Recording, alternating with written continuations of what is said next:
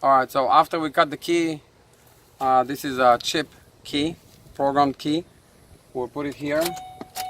We'll turn it on. Now let's program the key. So we're going to immobilizer, scroll down to forward, USA, and then Explorer. 2006, which is this one. Enter key, turn it on, it's already on.